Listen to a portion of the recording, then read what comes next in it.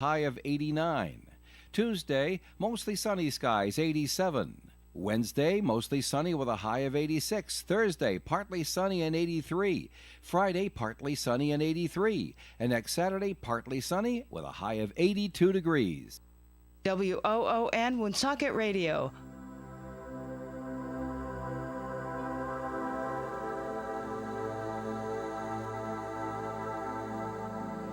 Welcome to Behind the Paranormal with Paul and Ben Eno. Is reincarnation good or bad? Are there examples of the multiverse in the Bible? Why did God make parasites?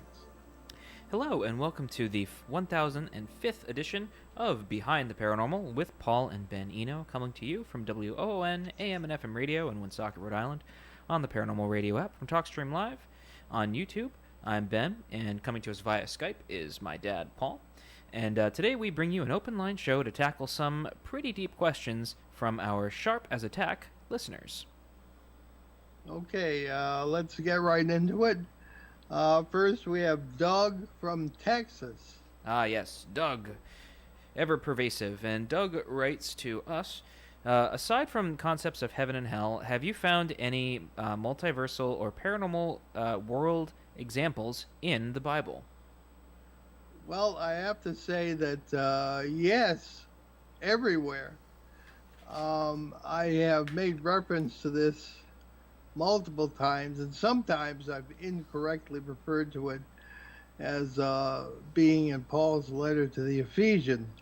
Actually, it's in Hebrews, the letter to the Hebrews in the New Testament, and it is absolutely debatable and is debated whether Paul actually wrote that. The style is different from his other epistles, etc. It could have been someone else who wrote it. But whoever wrote it seems very much to be aware of the multiverse, and we often say that multiversal awareness and ideas went way back in the human psyche. Ancient religions seem to be very well aware of it, and in this particular case, it refers to a very sophisticated theology of Jesus Christ, that he was indeed, that God created the universes, the worlds, that's what it says in Greek, through him. And I have read it in Greek, and at least the most original documents we have. We don't know what the original documents actually said, word for word. But in the original Greek, it says cosmos, which is the plural of what we would say cosmos. It refers to, it can mean universes, it can mean worlds, all that has been created.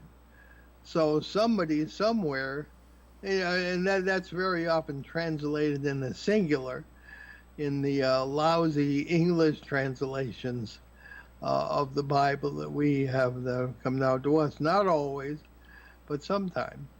So there is an awareness really here and there throughout the Bible that this is not the only physical world. Certainly when you look at the miracles of Christ, or any miracles of God in the Bible at all, you really wonder if the multiverse is not involved. For example, the ascension of Christ. In the Acts of the Apostles, the apostles watched him rise into the heavens. Where did he go? I mean, there are those among the ancient astronaut theorists who always say yes, if you watch the series, that you have Jesus being taken back to outer space on a UFO. I mean, All right, maybe, but I don't put all my eggs in that basket. I would say more accurately, you have God who has created a really kind of a perfectly balanced multiverse, and Jesus is moving from world to world, as many have told me that they understand that to be. Among the shamans I've rubbed elbows with over the decades, there is an awareness that you bring from one world to another what you need to make real here. So Jesus, as he performs miracles, obeys God's own laws. It's not magic, or may appear to be. It's not the suspension of the natural laws. It's the restoration of the natural laws to what they should be. That is a very ancient theological understanding of miracle. Miracle is not, again, the overturning of the natural way. It is the restoration of the natural way, which is supposed to be entirely having to do with life and goodness and love. That's the ancient theology. So I think the Bible is full of multiversal examples, Ben. I think it's an interesting. It is interesting to think about, because my first thought when I read the question was, okay, so we refer to parallel worlds. Yes, I think where we as modern people get stuck is in this geometrical trap. We fall into a geometrical trap, and we think parallel. They're separate. They're moving at the same time. They do not intersect, right? Because that's the definition of parallel lines. They do not intersect. Well, in some cases they do, but in this case, it's like we're thinking of it like they're two separate things. That it's a separate place that only through special circumstances they interact, and it's like only when the ducks are just lined up enough they interact. And there's another trap that we fall into where there's these planes of existence. There's higher and lower planes. And they're all separate, but somehow, we can get there if we do the right techniques and the right rituals, and we follow the right people. And I think these are all sort of intellectual traps we can fall into, because it separates us from everything else, right? And the way that it was viewed, and you can see it if you kind of like if you look at it in a certain way. There's no separation in the layers of reality, right? All this stuff that's happening, it's happening at the same time, and they don't differentiate it either. It's not like you see one thing that's like, well, let's go with like Herod, right? Herod taxed a bunch of people, and he did X, Y, and Z. Meanwhile, this spiritual thing was happening over here, and that had nothing to do with it. It's like that's not really how it worked. It was all connected. And there's this tremendous disconnect we have today as modern people, where it's like, well, it's a parallel world interacting with us. Therefore, it's something separate. It is not special. It is not a part of this world. It is, it's something separate outside. It's something multidimensional. And in a sense, it is. But the problem is we're thinking of it like, circles that don't touch each other. Whereas we need to think of it like sort of I'm trying not to sound reductionist by calling it a sandwich, but that's the best thing I can kind of think of it as. Where it's one entity, right? It's one thing that's happening, but there's many different portions of it that are all creating the sandwich, the reality in which we exist.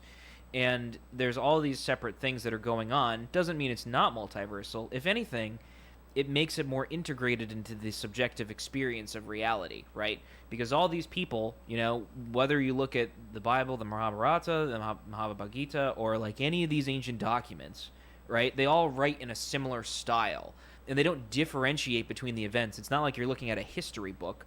And I heard this argument forever ago by dumb people that was like, well, it's just a story. It's not history. And it's like, well, just because they tell history differently, right? Because it's a story. History is a story, no matter which way you cut it, right? Every story you read for history is a story, and it's told by a certain point of view using certain people's points of view to create a narrative. That's just what history is. And so in this instance, if we're... Yes, Father, we are. Okay. In this instance... Just checking. Yes. So in this instance, the whole point, right? I'm kind of getting off track here because I'm going to relate it back to this, is that if we look at it in such a way where, well, it's just a fun little story that tells moral lessons, it's like, yeah, you can look at it that way if you'd wish. If you want to look at it as, oh, it's aliens doing things, yeah, sure, you can look at it that way if you wish. I mean, but you're missing a whole portion of the story. That's kind of the interesting thing about, not just the Bible but other ancient documents. If you really, really look at it, you can get a lot of different things out of it depending on what lens you look at it, and that's the subject-object problem. And in this instance, if we're trying to kind of look at it and think of it like, well, how did the ancients who, were working on this think about things? And they thought about it in a very different way, and they experienced reality in a very different way. Mythology was very real to them, and in a sense, it still is real to us today. Otherwise, we wouldn't be doing this show. And how we view it and how we understand it is very different now. And arguably, I'd say we don't understand it because we're trying very hard to take this other portion of reality and kind of reduce it to scientific terms, which just gets rid of the majesty of the cosmos, in my opinion. But if you want to look at it like, well, are there multiverse things in the Bible? Then yes there are. But there's much more to it. There's many layers to it, and none of them are separate. They're all interacting together to create this narrative, this story that ultimately we're able to relate to in some way, shape, or form, even thousands of years later. And that's the point, is that it's meant to mimic the human experience in many ways. It's like I heard a really interesting thing that the Psalms are like essentially it's the most human portion of the Bible because it goes through this roller coaster of emotions and experiences, and it's meant to kind of mimic the human experience through poetry, essentially. And so in this instance, it's like, yeah, you can look at it that way too, but there's other portions of it where it points to these other realities and these other portions of reality that are not separate. They are a portion of how we exist in the world. I think that's very well said. This question came up in a show a few weeks ago where someone was asking, how is it that in the post-resurrection period in the New Testament, Jesus appeared physically, particularly because of Thomas, the apostle, doubting Thomas, as he's called, said, I won't believe it till I see him in the flesh. And there was Jesus. He put your hand in the wound, in my hands and on my side. And the listener was asking, how could that happen? And we explained it in sort of a multiversal point of view. Yeah, these worlds are not separate. They look separate behind me, but they blend all the time. And where we live is up to the unity we have in our own hearts based on love and respect. I think that's really true. So we're ready to move on. We have Christopher. This came in through YouTube, so we don't necessarily know where these folks live.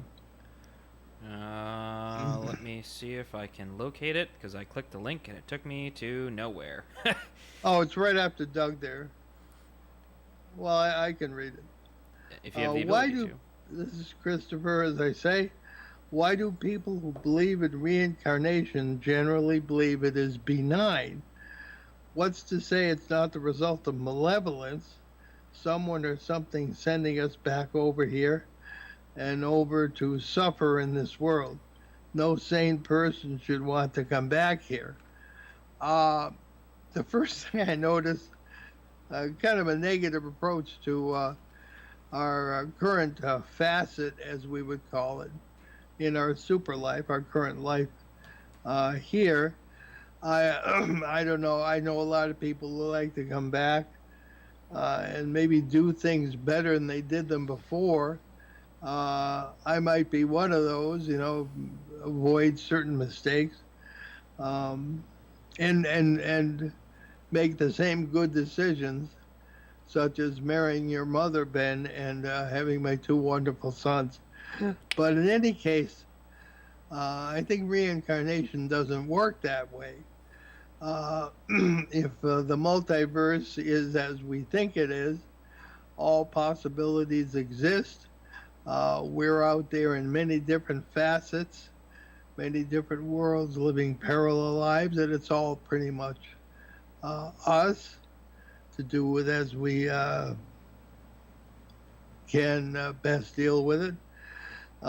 So, as far as reincarnation is concerned, it's assumed in the classical approach that these are successive lives. You die and you come back as somebody else or whatever. In the multiverse, it wouldn't work that way. Even without the multiverse, physicists such as Albert Einstein, Niels Bohr, and others have pretty much determined through the special theory of relativity and other time exercises that time does not exist that way. There really is no past, present, or future. It's pretty much of an eternal now. We're only aware of it through our consciousness because we haven't gotten to the point where we can deal with an eternal now. We experience past or future. So I think in that sense, the question may be misdirected in a time sense. But nevertheless, I get the question. If you don't want to repeat your mistakes, then I would say keep everything as positive as you can. Keep love at the center of your life. Love God, whatever you consider God to be, with your whole heart, your whole mind, and your whole soul. And be grateful. As I've said a number of other times, particularly in the pastoral training in the seminary, I've stood at the deathbed of several atheists. All of them were terrified, and all of them, one was a doctor, asked me about God. And I said, just say thank you. That's all you have to do. And I've talked about that elsewhere. But I don't know, Ben, you have any comments on this? I mean, I guess it's I don't know. I never, the idea of reincarnation never really appealed to me either. Not for the exact same, incredibly negative reasons. It's just I don't know. It never just seemed interesting to me. I thought it was rather boring, considering the depth of experience outside of it. I always found that the sort of more modern-y definition of it is just very what's the word? Just very surface level. Yeah, superficial. Right. Yeah, superficial, very surface level. It's very, I don't know. it just never really appealed to me. I get the idea, just by just like the old idea of Hinduism. How they viewed it was or how they do view it, I should say, as kind of just being like something that needs to be escaped. So you keep going through this cycle until eventually you get out of it, and it's and I think that's really kind of a more interesting take on it. But I guess it's just kind of I think one of the things that you brought up that I think really should be addressed is kind of how time functions, because that's really really important, because it's base level, right? It's like it's one of those things that's assumed, because there's a lot of boxes that need to be ticked in order for certain things to work. And in this case, reincarnation, at least in a modern sense, would need to be, in order for it to function in the way that sort of is popularized, it would need time to kind of flow backwards and forwards. And I think it's really interesting that both St. Augustine and Heidegger kind of say the same thing, because Heidegger basically just copied and pasted and just put some more sciencey terms in there. That really, it's just I kind of liked how it was put, where it was like the past already happened, therefore it is no more. The future hasn't happened yet, therefore it doesn't exist. And when I think, I'm trying to remember the exact quote. I'm probably going to butcher it. Where in book, I want to say it was 7 of the Confessions, where Saint Augustine brings it up, where he says, if you ask, if you ask me to define time and I start thinking about it, like, I know what time is, but when you ask me to define it, I can't define it. And it's the same sort of thing, right? It's one of the great sort of mysteries is that, what is time? How does it function? Why does it function so differently for different people? And it's I think that's one of the big sort of thorns in the side of that idea, is that we just don't have a lot of definitions for these things. And really, it just kind of comes down to a subjective experience of this objective reality, whatever the objective reality is. It's like we can know how certain things act in the world, but we can't know its essence. And it's the same with this, right? I know that death happens, people die. They translate whatever you want to call it, but how it's experienced, right? I know how it is in the world. I see it. I go to wakes, funerals, etc. But I don't know its essence. I don't know what happens after that. I have an idea. I have vague ideas. What people tell me. What we've heard on the show. What we've sort of experienced in a way. But at the end of the day, it's like all I have is just some stories from people, and that's really all I kind of have to work with. Not a lot of data points to tell me if reincarnation is a thing or not. And, who knows? Maybe it's a simulation. Maybe it isn't.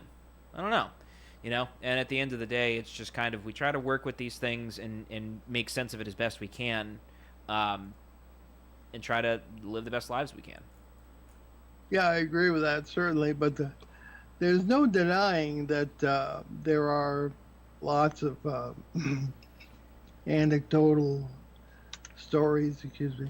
Oh, no, I'm not denying that. Not at all. The only I'm not denying people's experiences, because they experienced the things I didn't. And then the other side of the coin is I didn't experience those things. So that's kind of the thing there. I don't disagree with any of it. It's just I often wonder if it's like a cultural thing. I remember this is a little off topic, but kind of similar. One of my really good friends is from Southeast India. And I remember we were talking about something, and I think we were talking about Bigfoot. And he was saying that when he moved to this country, he was like, "Oh yeah, Haruman." And he was saying that, like, he somehow something came up when he was a kid. And he was like, "Oh yeah, Haruman," which is like, a demon that kind of functions like Bigfoot in Indian mythology, or well, Hindu mythology, I should be specific. He's like, yeah, that's totally a thing. And, and he was like, I was surprised when I came to America, and, nobody knew what that was. Everyone was like, yeah, Bigfoot's not real. And he was like, oh, okay, well, it's a thing. It's accepted. It is what it is. And I thought that was super interesting, because we discussed that like years later, and I never knew that, because this was only maybe like a year or two ago where we talked about this. And I thought it was really fascinating. That he was like, yeah, it was just accepted. He's like, I thought it was weird that nobody here like accepted that. And I was like, well, welcome to the West.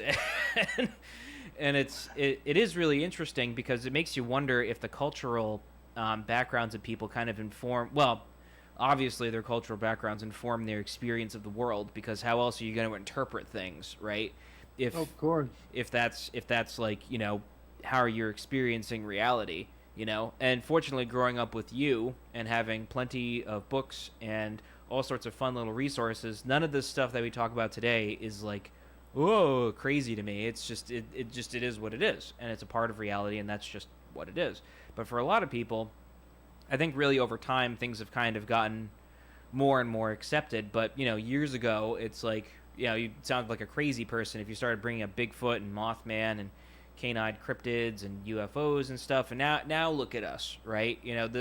All of this stuff is kind of becoming a part of the American mythology, and that's just what it is. And so perhaps it is even that this sort of more goofy little modern idea of reincarnation will become a part of American mythology, because it's kind of a hodgepodge of different things. And if there's one thing that, one of my old professors, I took a class with forever ago. It was one of my last classes I took in college, and it was a lecture on globalism and religion. And it was super interesting because she said you can always tell a culture by its food. And American food is just like a mishmash of like different things, and it's not quite authentic. And it takes the tastiest parts, the saltiest, the sweetest, and it just kind of makes its own thing out of it. But it's not really real, It's like authentic, Chinese food is very different than, going down the street to your local Chinese place. It's kind of like a mishmash of different things that we know as Chinese food. And so it's kind of, I often wonder if it's the same thing with spirituality, and that's a long way to answer this question, but I do think that that's an important part of this. And speaking of important parts, we are coming up to our break. You are listening to Behind the Paranormal with Paul and Ben Eno, coming to you from New England's rainy but beautiful Blackstone River Valley here on WOON AM and FM. We'll be right back. The St. Anne Arts and Cultural Center is celebrating Christmas in July at Cellos in Woonsocket on July 16th. This family-friendly event will feature tropical holiday music, summer Christmas decor, and of course Santa and Mrs. Claus will be on hand for pictures. Participate and be entered to win special prizes. To participate, pick up a sponsor card at these supporting businesses: The Honey Shop, Timeless Antiques, Champ's Diner, Missy's Family Restaurant, Belo's Flowers, Vos True Value Hardware, Little General, or print the card online from the St. Anne Arts and Cultural Center website. Local and live at 99.5 FM. Hello, and welcome back to Behind the Paranormal with Paul and Ben Eno. I am Ben, and that is my dad, Paul, coming to us via Skype today. And we are taking listener questions on all sorts of interesting subjects, and I unintentionally created a great segue into our next question, which I believe is from Illyrian, who writes to us. I wouldn't want official disclosure. If you look at human history, you will see that every time a more advanced quote-unquote civilization comes into contact with a lesser quote-unquote advanced civilization, the lesser is destroyed. Either the culture essentially disappears, or through colonization or violence. I kind of tend to agree with that. I think a lot of caution is advisable.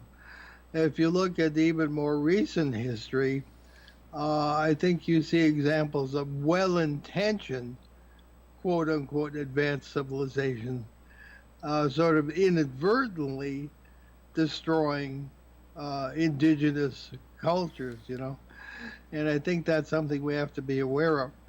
Now, there are other layers to the entire alien question. Where are they from? Are they really from other planets? Are they from other times? Parallel worlds, as we've been talking about, we really are all three, or none of the above, and there are other possibilities too. So I think we have to be aware that wherever or whenever these people come from, there may be many different kinds, some of whom are hostile, as in the parasites we talk about, some of whom are benign, and some of whom are neutral.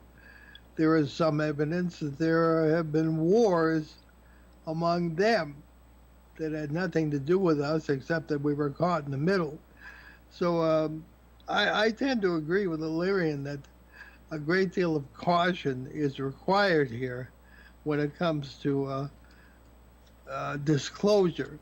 And then I'll say what I always say, and that's if information comes from the government, I don't particularly trust it as being accurate, complete, or without an agenda. And Ben, a few shows ago, asked a brilliant question that I've asked in the context of my working with MUFON, and I've asked eminent experts this, and they have trouble answering. What's in it for the government in making any kind of disclosure to us? And Ben, that was the $64,000 question. Well, Steve Alton was probably the only person who gave any sort of answer to that. Yeah, And and he's not a UFO expert. no. But he is a disclosure expert. So I get Sure he is. expert. He did give an interesting answer to that. I don't know how much I agree, but his answer essentially was that it would be a unifying force in a country that's incredibly divided currently. Yeah. I don't know how much I agree with that personally. Only because it's already kind of a divisive thing in and of itself. I would be curious to see what would happen if disclosure ever happened. But I think in honor of being devil's advocate here, I would say that just to kind of flip the script ever so slightly, Illyrian, that we have the misfortune of being humans, and we do not know or understand anything that is completely alien from us. You could make arguments that aliens have been interacting with us forever, that they were the gods of the ancient world, they built the pyramids, blah blah blah blah, that they did all that. But at the end of the day, it's like, okay, well, just like I don't know. Well, I'm gonna make a reference to to this thing I always make a reference to, which is Thomas Nagel's essay or book, which is what is it like to be a bat? Which the ultimate answer to that question is we do not know what it is like to be a bat, and we will never know what it is like to be a bat, because all we would know is being a human consciousness in a bat body. We would never know what it is like to think like a bat, to be a bat. We would only know how to, do things that we think are bat-like or batty, if you will. And in this instance, I don't think we will ever know completely what it is to be an extraterrestrial, if that is what they are. We would never know, who's to say they have the same moral structure we do? Who's to say that they even have a similar language, It's like, at least like most human languages, they're not exactly one-to-one, but like, you can translate things. How would we even be able to do that? How would it resemble any of our languages? Even something as basic as communication. It's like, we wouldn't really be able to do it. It's like, the further you go, the more there's little to no similarities, unless you want to, say, well, the encounters that have happened, they do have like, similar physiologies to us. And it's like, well, do they? It's like they happen to be bipedal in some instances, depending on who you talk to. Some of them, they communicate via, telepathy. Some of them don't. It's hard to tell because, again, it comes down to the essence and energies argument, right? We can know a thing by how it acts in the world, its energies, but we do not know its essence, what it is, and you can even say that for regular people, just because, my dad is my dad doesn't mean I know him, know his essence. I know my dad for a lot of things, I know that he's a really great guy, he's very caring, he's very passionate, he's very intelligent, great speaker, he does all these things, but I at the end of the day, it's like, I just know him as my dad. I do not know Paul Eno as intimately as he knows himself, right? Or even, if you want to say, go a step farther, as much as the divine does. And I could say the same for me, right? Everybody knows me through how I act on the air, but nobody knows me, deep, the real essence of it. And it's the same with extraterrestrials. All we have is how they've acted in the world so far, which in some senses is conjecture.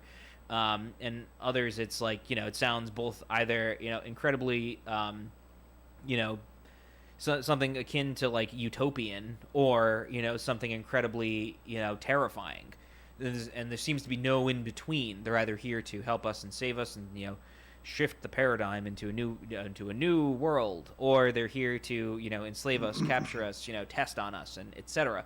And we don't really know, all we know is we have these ideas. So it's very hard to say what they would do, because, we're basing our ideas off of what human civilizations have done to each other.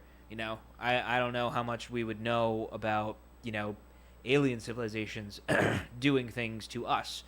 And I guess really it's kind of like sociology, right? I remember I took a really interesting class in college on sociology, and I remember my professor at the time was like, "Yeah, we base all of our statistics on things that have already happened."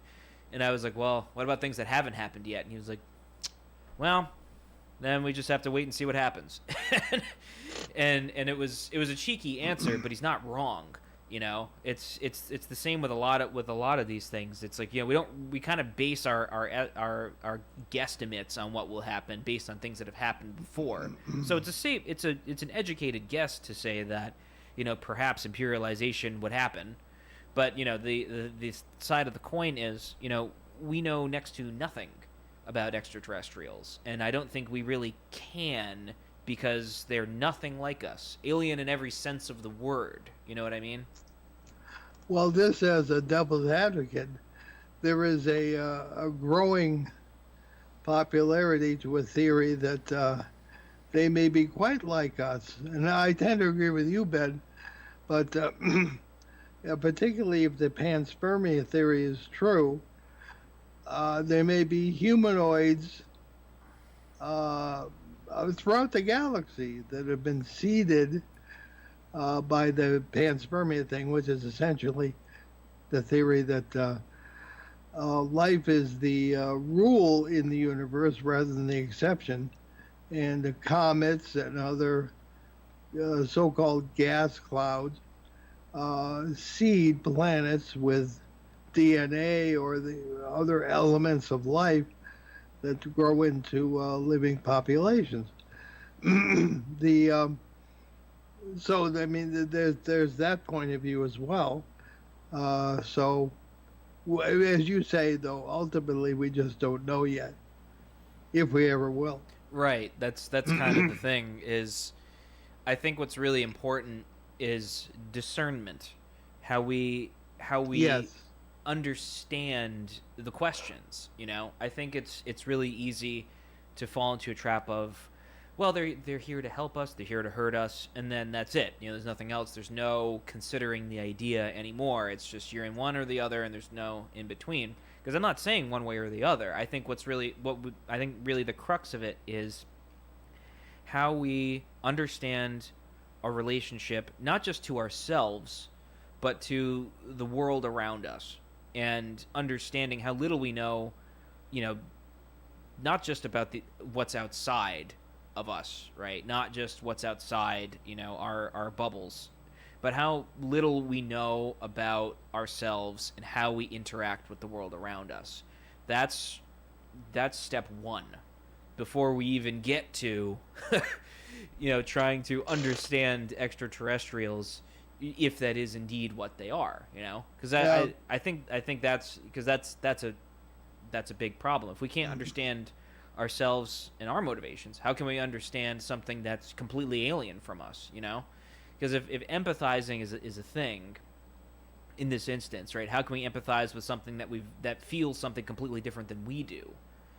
Right. What if they have different emotions, moral structures? That's a whole other thing. And I brought this up before, and nobody's ever really been able to answer it. They just kind of say, well, they're here to help. And it's like, okay, well, how do we developed our morals in a very specific way, and how they develop now is who's to say that they had a morals today were not the morals of millennia ago? Who's to say it's going to be the same? It's I don't think it's fair to ascribe 2023 morals, values, and ethics to completely alien entities. You know what I mean? Yeah. Well, we have two questions from Lowenthal 88 from YouTube, but they are so insightful that I think we don't have time really to deal with them, and we'll hold them for the next open line show. Is that okay with you, Ben? Yeah, I'm okay with that. Okay, why don't we take Phil's question? Phil from Savannah, Georgia. Sure thing. So Phil writes to us, there's a buzz around Savannah this summer that black-eyed children, quote-unquote, have been knocking on a few doors lately. There are various interpretations of what they are, but they seem to be energy parasites. Is there no end to the shape-shifting capabilities of energy parasites? What is your take on these black-eyed children? You want to jump on that? Yeah, sure. I think it's fun. In the sense that it's a really kind of spooky story, and I think I've read a lot of interesting accounts about it.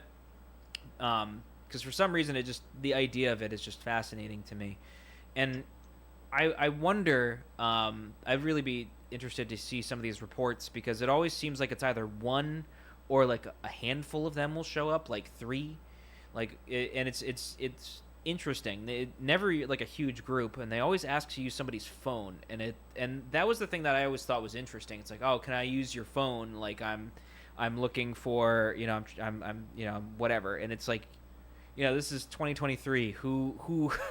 Who comes over to ask to use your phone anymore? I don't know anybody that has a house phone. Well, I'm sorry, present company excluded.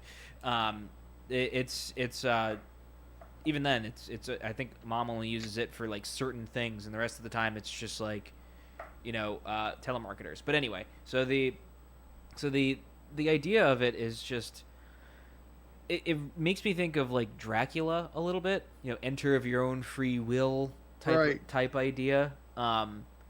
And I often wonder, because I'm trying to remember some of the parallels in experiences. I don't know if it was in certain parts of the country that it happened, but it does seem odd that they're popping up more and more now. I'd really want to know more. So, Phil, if you have any information, articles, accounts, anything, I'd be really interested to hear. Because really, it's definitely reminiscent of like, the ideas of, you have to invite them in for stuff to happen. Although I've never read any reports about anybody letting them in. Usually they get freaked out and close the door. Well, I have. Have you actually? Yes. The background of this is the black-eyed children. There are these children who appear to be normal, except that their eyes are entirely black. Which of course is reminiscent of the alien grays and that kind of thing. They reports have them appearing at people's doors very often at night and asking to use the phone, or for some other reason to come in. They might say they're lost or looking for their parents, need food, something like that, need some kind of help. And I've read one instance where these children were led into a home, and they eventually disappeared right in front of the homeowner's eyes. But all sorts of misfortunes and things, poltergeist activity began to take place in this house. Now, there's no way to know whether these stories are true or accurate. So as a result, we take them sometimes with a pillar of salt. On the usual occasions, people are so creeped out they don't let them in. There are other occasions where people have been in their cars and, supposedly these black-eyed children will come to the car windows and request some kind of help. Usually this is in the middle of nowhere where children wouldn't be at night, So these are the stories. But I echo Ben there that, Phil, if you could send us more details. And to answer the question about the shape-shifting capabilities of energy parasites, which are commonly known as demons, that's kind of my take on black-eyed children. They usually turn out, in the stories I've heard, to be parasites. We've never had a case, and I've never had a case in 53 years of having to deal with black-eyed children. I've never seen one. So presumably it's not that common. But I think these things very often do. Anything negative very often turns out to be parasitical. And these phenomena will morph into poltergeist cases or something negative of that kind. So my only advice would be, if you run into this, don't let them in and just shut the door and start praying. That's what I would say. Yeah, makes sense to me. Because boy, oh boy, we don't need spooky children coming up to the door.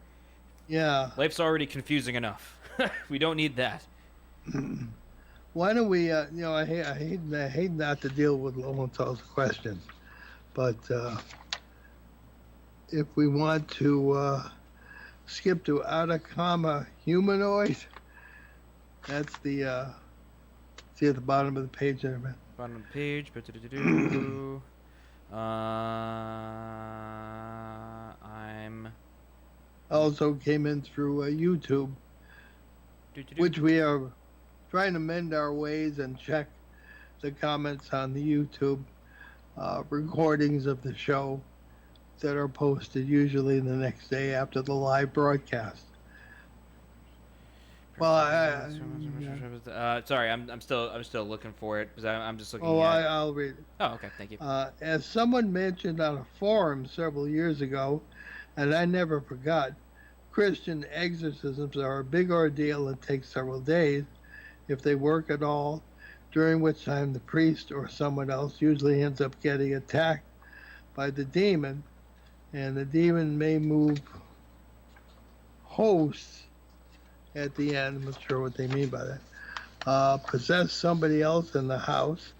In contrast, Buddhist exorcisms consist of monks showing up and chanting for an afternoon, then having some tea and leaving peacefully. The latter obviously works much better, and Buddhists are atheists in the sense of an ultimate creator deity. Okay, well, there are a number of interesting points here. Christian exorcisms are a big ordeal. I participated in a bunch of them many years ago. My opinion was that they were not what they appeared to be, that the demon, or as we would call the energy parasite, was feeding off what we were doing, and very often we were making it worse. Not always, sometimes they seem to work, and they could take a lot more than several days. They could take weeks, or in some cases even months. The priest, it's very institutionalized. The priest has to get the permission of the bishop, and not every priest is allowed to proceed with it. I never knew the priest I worked with to be attacked by the parasite as such. I was attacked verbally by the thing, as I've mentioned on a number of shows before. Buddhists, on the other hand, and Jewish rabbis, whom I love to work with because they're so refreshing in their positive attitudes, are also very good. Buddhists, and the writer is correct, Buddhists do not officially recognize a creator God, as such. The Buddhism is really more of a philosophy than a religion, and it's the philosophy of overcoming the passions that create pain, and overcoming those and attaining a state of enlightenment, which is not so different from many religions. So I have only seen one Buddhist exorcism, and it was pretty much the same as is described here. With the Orthodox Christian background, the Orthodox believe that an ounce of prevention is worth a pound of cure, and there are little exorcism prayers pretty much in everything to avoid the problem before it happened. So Orthodox exorcisms are not all that complicated either. So Ben, what do you say about this? I think it's important to recognize an important question that often goes along with it that never gets asked, which is, what exactly is possession? Yeah. It's just kind of assumed, well, a demon takes over you and done. That's it. And in some cases, I don't know if that's entirely true. I think that It's not. it's an explanation to something that's, I think, very simplified. and it doesn't do the phenomenon justice, because there's a point of it where there's a tacit agreement between two things, or between two entities in this case, right? So there's the possessee and the possessor, whatever that is, right? There's a really interesting parallel I've heard between addiction being a possessor of a sense, because there was an idea that was posited, in the Eastern Church forever ago, that if you can be possessed by the passions, in a sense, right? So these would be, I guess, the closest thing to describe it to, like, Western people is like the 7 deadly sins, right? Although they don't number them, it's something like that, where there's this idea that these things can kind of take over your life if you allow them to, because there's an agreement there, right? And you would often notice, a physical change with that person, right? There's a really, sometimes, I've seen, pictures of people, it's like, oh, look at this person who was, they were on drugs and now they're not anymore, and you see like physical differences between them. And the idea is that they were possessed by the substances, whatever it may be, and there's an agreement there. And it's like, well, that's not really fair. There's no spiritual dimension to it. And it's like, well, there is. There's a dimension to that in everything, right?